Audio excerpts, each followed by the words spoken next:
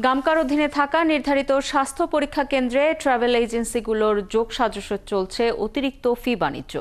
মধ্যপ্রাচ্যগামীদের মেডিকেলের fitness certificate পেতে বাড়তি ফি দিতে হয় ৬ থেকে ১০,০০০ টাকা পর্যন্ত। আবার আনফিট হলে ফিট সার্টিফিকেট মেলে ৩০ থেকে ৩৫,০০০ টাকায়। দাবি ভুক্তভোগীদের। এসব দৌরাত্ম্য বন্ধে দ্রুত পদক্ষেপ নেয়ার আহ্বান বিদেশ গমনেচ্ছুদের।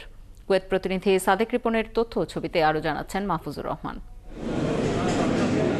সৌদি আরব, কুয়েত, কাতার, আমিরাত সহ মধ্যপ্রাচ্যের প্রবাসী শ্রমিকদের ভিসা চূড়ান্ত হলে দরকার হয় মেডিকেল টেস্টের।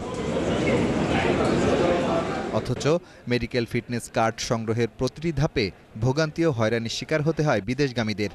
ভুক্তভোগীদের অভিযোগ, সাধারণ মেডিকেল পরীক্ষায় ১,০০০ টাকা খরচ হলেও গামকার অধীনে হাসপাতাল ও ডায়াগনস্টিক সেন্টারে নেওয়া হয় ৬ থেকে ১০,০০০ টাকা। আমি প্রথমবার ফিট হয় না, দ্বিতীয়বারও ফিট হয় না, তৃতীয়বার যাই ফিট হয়েছে কন্টাক্টে যাই ফিট হতে হয়েছে। কন্টাক্টে কত টাকা গেছে? কন্টাক্টে প্রায় ৩০,০০০ টাকা মতন গেছে। শুধু এটা মানে জাস্ট মেডিকেলে।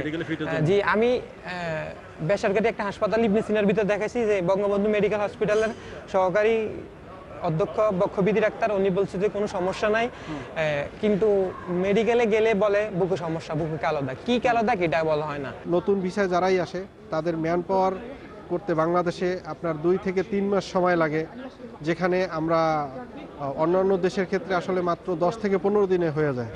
এবং মেডিকেলের ক্ষেত্রে বাংলাদেশে প্রচুর হয়রানির শিকার হতে হয়। আর টাকা না দিতে পারলেই এজেন্সির সংকেতে দেখানো হয় আনফিট। বিদেশগামীদের কাছ থেকে ট্রাভেল এজেন্সিগুলোর যোগসাজশে মেডিকেল টেস্টের নামে কিছু প্রতিষ্ঠান এভাবে অবৈধ বাণিজ্য চালিয়ে যাচ্ছে। এতে করে সর্বশান্ত হচ্ছেন বিদেশ গমনেচ্ছুরা। হ্যাঁ, ঢাকাতে ওই জায়গা থেকে আনফিট তারা দিছে, তারপরে তারা টাকা নিয়ে ফিট বানিয়ে দিছে। বাইরে আমরা পরবর্তীতে যখন মেডিকেল করছি তখন সে ফিট। এই হয়রানি, পুলিশ ক্লিয়ারেন্সে হয়রানি।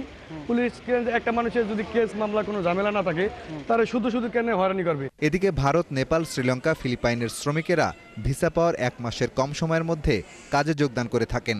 অন্যদিকে বাংলাদেশে পদে পদে ভোগান্তির কারণে শ্রমিক যেতে বিলম্ব হওয়ায় আগ্রহ হারাচ্ছে নিয়োগদাতা প্রতিষ্ঠানগুলো। ফলে মধ্যপ্রাচ্যের দেশগুলোতে সংকুচিত হচ্ছে বাংলাদেশের শ্রমবাজার এবং দেশ বঞ্চিত হচ্ছে রেমিটেন্স থেকে।